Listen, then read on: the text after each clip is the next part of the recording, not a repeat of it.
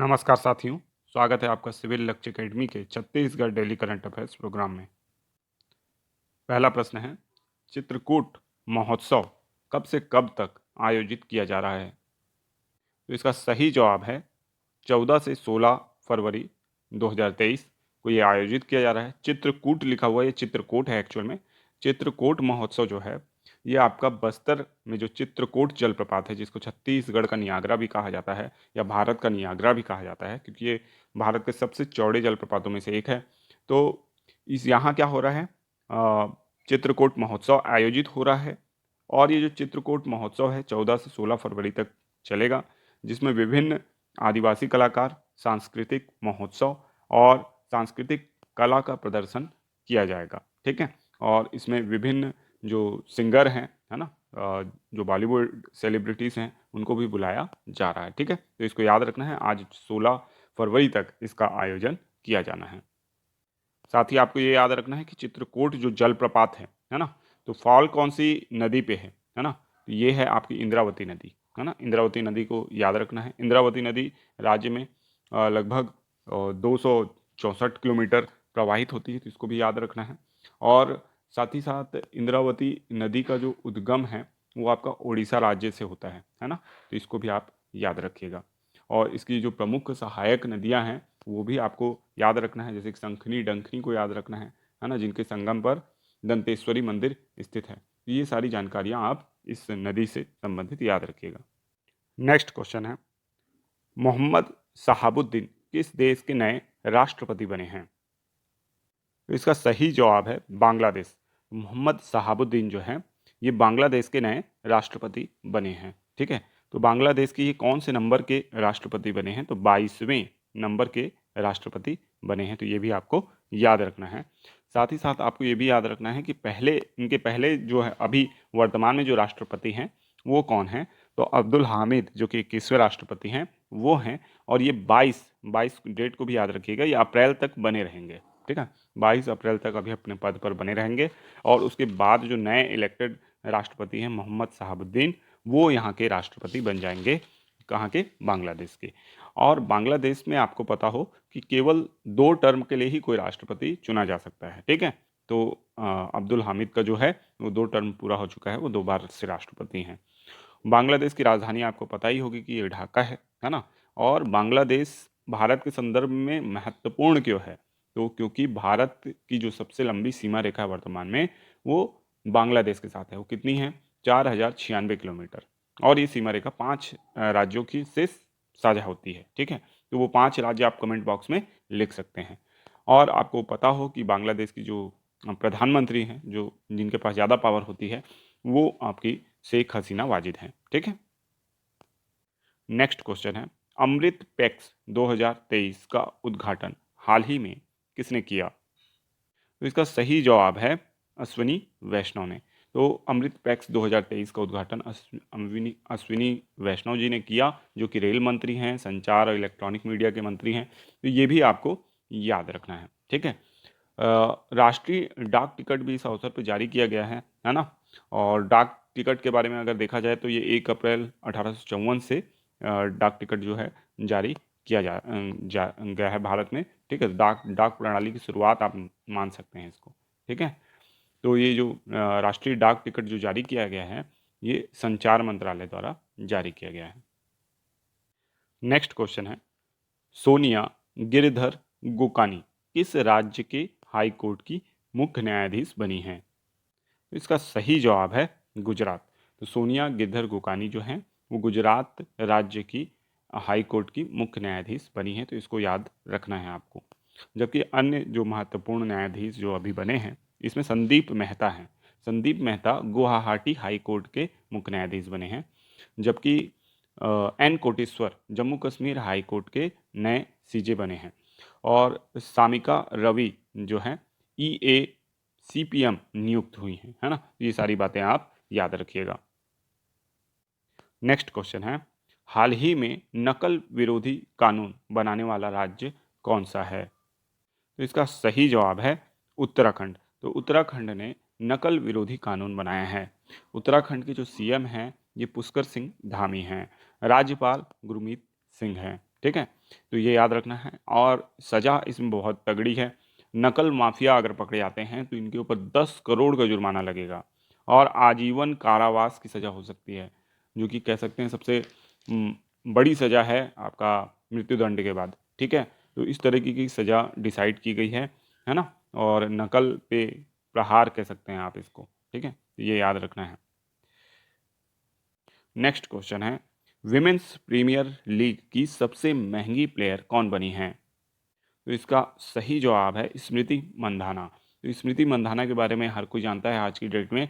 स्मृति मंधाना जो है सबसे महंगी प्लेयर बनी है। इनके जो कीमत तय की गई वो 3.40 करोड़ रुपए की तय की गई और ये आरसीबी ने इनकी बोली लगाई थी, जो इस कीमत पे स्मृति मंधाना को अपनी टीम में शामिल किए हैं। ठीक है, तो इसको भी याद रखना है। अब ये प्रश्न आप लोगों के लिए है, इसका जवाब आप कमेंट बॉक्स में ज़रूर दीजिएगा कि क्लब विश्व कप जो है फुटबॉल का हाल ही में किसने जीता है। ठीक है, तो क्लब विश्व कप जो कि 2000 से प्रारंभ हुआ था, इसको 5वीं बार इस टीम ने जीत लिया है ना। तो इसके बारे में आपको बताना है। अब चलते हैं हम रिवीजन प्रश्नों की ओर। हाल ही में मुख्यमंत्री श्री भूपेश बघेल ने प्रथम वित्त मंत्री स्वर्गीय श्री रामचंद्र सिंहदेव की प्रतिमा का अनावरण कहाँ किया? तो इसका सही जवाब है बैकुंठपुर में। ठीक है, तो बैकुंठपुर जो है कोरिया जिले का मुख्यालय है ना। तो ऐसे कम ही जिले हैं छत्तीसगढ़ में जहाँ जिले का नाम अन्य हो और मुख्यालय का नाम कुछ अन्य, जैसे कि सरगुजा जिसका मुख्यालय क्या है आपका अंबिकापुर है। इसी प्रकार है आपका बस्तर, बस्तर का मुख्यालय जगदलपुर है ना। तो कोरिया जिला भी इन्हीं में से एक है। ठीक है, तो इसको याद रखना है पहली बात। और श्री रामचंद्र सिंहदेव जो कि छत्तीसगढ़ राज्य के प्रथम वित्त मंत्री रहे थे। ठीक है, इनकी पुस्तक का नाम है सिविलाइजेशन इन अ हरी। ठीक है, तो इस पुस्तक को भी आप याद रखिएगा। बाकी इनके ऊपर कई पुस्तकें लिखी गई हैं, इन्होंने काफ़ी कुछ लिखा भी है ना, तो ये भी याद रखिएगा। तो इनकी जो प्रतिमा है उसका अनावरण किया गया। बैकुंठपुर का जो घड़ी चौक था उसे अब बदल दिया गया है ना। कोरिया कुमार चौक के नाम से होगा अब। कोरिया कुमार श्री रामचंद्र सिंहदेव का ही उपनाम था। ठीक है, लोग प्यार से इन्हें कोरिया कुमार कहते थे। और इनके पिता का नाम जो था रामानुज प्रताप सिंहदेव था, जो कि जब छत्तीसगढ़ का या कह सकते हैं कोरिया रियासत का भारत संघ में जो विलय हुआ उसमें हस्ताक्षर किसने किया था? तो इनके पिता रामानुज प्रताप सिंहदेव ने किया था। और इन्हीं के नाम से जो यहाँ का हाई स्कूल है, हायर सेकेंडरी स्कूल है, उसका नाम है। और यहाँ का कॉलेज जो है उसका भी नाम रामानुज प्रताप सिंहदेव के नाम से ही है। रामानुज प्रताप सिंहदेव के नाम से ही राज्य अलंकरण भी प्रदान किया जाता है। आपको बताना है कि इस क्षेत्र में राज्य अलंकरण रामानुज प्रताप सिंहदेव के नाम से प्रदान किया जाता है। नेक्स्ट क्वेश्चन है, मड हाउस कैक्टस गार्डन का अवलोकन मुख्यमंत्री ने किया, यह कहाँ स्थित है? तो इसका सही जवाब है मयाली में। मयाली कहाँ स्थित है? तो मयाली आपका कुनकुरी में स्थित है। कुनकुरू कहाँ स्थित है? तो जसपुर जिले में स्थित है। लेकिन करेक्ट आंसर अगर ऐसे बोला जाएगा तो मयाली आएगा, क्योंकि एकदम एग्जैक्ट लोकेशन दिया हुआ है, तो मयाली को याद रखना है। अच्छा, मयाली से आपको कुछ और याद आया होगा, अगर नहीं आया होगा तो मैं बता दूं कि मयाली में जो है ना नेचर कैंप है। ठीक है, मयाली नेचर कैंप है ना, तो इसको याद रखना है। यहाँ पे जो बलून वाला एयर शो हुआ था है ना, और जो कहते हैं ना एडवेंचर स्पोर्ट्स, तो बहुत सारे एडवेंचर स्पोर्ट्स भी मयाली नेचर कैंप में लगाए गए थे। ठीक है, और इस वर्ष भी ऐसा ही कुछ किया गया है। युवा महोत्सव का भी आयोजन यहाँ किया गया है मयाली में। ठीक है, और क्वेश्चन भी आया था अभी पीएससी में कि मधेश्वर पहाड़ कहाँ स्थित है ना। हालांकि उसका आंसर कुछ और ले रहा है, लेकिन मधेश्वर महादेव का ऐतिहासिक जो सलामी गुफा दर्शन जो है वो यहाँ पे किया गया है, और मधेश्वर पहाड़ भी यहाँ स्थित है। ठीक है, तो मधेश्वर पहाड़ जसपुर में स्थित है। मधेश्वर महादेव मंदिर जसपुर में स्थित है। यहाँ किसान मेला विभागीय स्टॉल भी लगाया गया था। हितग्राही सामग्री वितरण कार्यक्रम रखा गया था। कई चीज़ों का भूमि पूजन किया गया। लोकार्पण कार्यक्रम भी यहाँ आयोजित हुआ। ठीक है, और इसके बाद मुख्यमंत्री यहाँ से मयाली नेचर कैंप हेलीपैड से वापस कहाँ चले गए? रायपुर। तो इसको भी आपको याद रखना है। अब मुख्यमंत्री कहीं जाते हैं, क्या करते हैं, ये सारी चीज़ें बहुत ज़्यादा इंपॉर्टेंट हो गई हैं, है ना। अब अगर ऐसे पूछेगा कि मुख्यमंत्री इस दिन कहाँ पे उतरे थे, तो बिल्कुल आपको पता होना चाहिए। तो 13 फरवरी वह शुभ दिन था जिस दिन मड हाउस का अवलोकन मुख्यमंत्री ने किया था, तो इसको याद रखना है। इसके अलावा जो कुमार साहब की प्रतिमा का अनावरण हुआ था, मतलब श्री रामचंद्र सिंह देव प्रथम वित्त मंत्री, वो भी 13 फरवरी को हुआ था। तो दोनों ही बातें आपको याद रखनी है।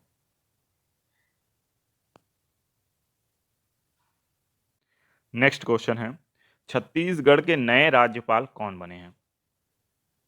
तो इसका सही जवाब है श्री विष्णु भूषण हरिचंदन जी। तो श्री विश्व भूषण हरिचंदन जो हैं, ये छत्तीसगढ़ के नए राज्यपाल बने हैं। ठीक है। और जो हमारी राष्ट्रपति हैं द्रौपदी मुर्मू जी, उनके माध्यम से ये परिवर्तन किया गया है। अब अनसुईया उइके जो पहले छत्तीसगढ़ की राज्यपाल थीं, अब इनका ट्रांसफ़र जो है वो कर दिया गया है मणिपुर में। अब ये मणिपुर की राज्यपाल होंगी। ठीक है। जबकि हरिचंदन पहले कहाँ थे? तो आंध्र प्रदेश के राज्यपाल थे। अब कहाँ के होंगे? तो छत्तीसगढ़ के राज्यपाल होंगे। रमेश बैस जो जिनका संबंध छत्तीसगढ़ से था, ये पहले झारखंड के राज्यपाल थे, है ना? रमेश बैस कहाँ के राज्यपाल थे? झारखंड के राज्यपाल थे। अब कहाँ के होंगे? तो ये महाराष्ट्र के राज्यपाल होंगे। ठीक है। अब राज्यपाल से संबंधित जो अनुच्छेद हैं संविधान में, बहुत इंपॉर्टेंट है। ठीक है। ये सारे अनुच्छेद आप याद रखेंगे। ठीक है। राज्यपाल से जितने भी संबंधित अनुच्छेद हैं, मेरे ख्याल से 153 से शुरू हो जाएंगे, तो वो आपको मिलेंगे, तो उनको आप याद कर लीजिएगा। नेक्स्ट क्वेश्चन है, छत्तीसगढ़ उच्च न्यायालय के नए चीफ जस्टिस कौन होंगे?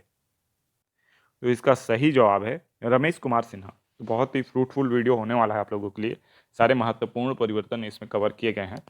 तो उच्च न्यायालय जो छत्तीसगढ़ का उच्च न्यायालय है, इसको याद रखना है ना? आप बताइए कमेंट बॉक्स में, छत्तीसगढ़ का उच्च न्यायालय देश के किस नंबर का उच्च न्यायालय था? ठीक है। तो रमेश कुमार सिन्हा नए चीफ जस्टिस होंगे। पहले कौन थे? तो अरूप गोस्वामी, अरूप कुमार गोस्वामी थे पहले चीफ जस्टिस, है ना? अभी भी हैं, और इनका रिटायरमेंट होने वाला है मार्च में। ठीक है। तो उसको याद रखना है, 10 मार्च 2023 को इनका रिटायरमेंट हो जाएगा। और उसके बाद रमेश कुमार सिन्हा जो कि अभी शायद उत्तर प्रदेश में है ना? ये आपका छत्तीसगढ़ के उच्च न्यायालय में अपना कार्यभार ग्रहण करेंगे और छत्तीसगढ़ के उच्च न्यायालय के नए चीफ जस्टिस बनेंगे। ठीक है। तो ये आपको याद रखना है।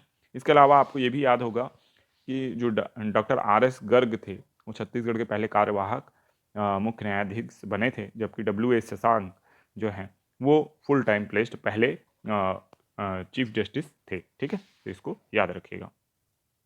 नेक्स्ट क्वेश्चन है, डेल्टा रैंकिंग में देश में चौथे स्थान पर छत्तीसगढ़ का कौन सा जिला रहा है? तो इसका सही जवाब है नारायणपुर। तो नारायणपुर जो है डेल्टा रैंकिंग में चौथे स्थान में रहा देश में। ठीक है। चैंपियन ऑफ चैंपियंस परफॉर्मेंस में चौथे स्थान पर रहा, शीर्ष 5 जिलों में चौथे स्थान पर रहा। ठीक है। स्वास्थ्य और पोषण के मामले में तीसरे स्थान पर रहा है। तो ये 112 जो जिले हैं देश भर के पिछड़े, उनकी रैंकिंग होती है डेल्टा रैंकिंग। ठीक है। और यह हर 2-3 महीने में आती है। ठीक है। इससे पहले अक्टूबर की डेल्टा रैंकिंग हम लोगों ने देखा था, जहाँ सुकमा बहुत अच्छा परफॉर्म किया था, और इस बार नारायणपुर अच्छा परफॉर्म किया। इससे पहले वाले जो 2 महीने पहले वाले जो आप कह सकते हैं 2 बार के पहले वाले जो भी आंकड़े थे, उसमें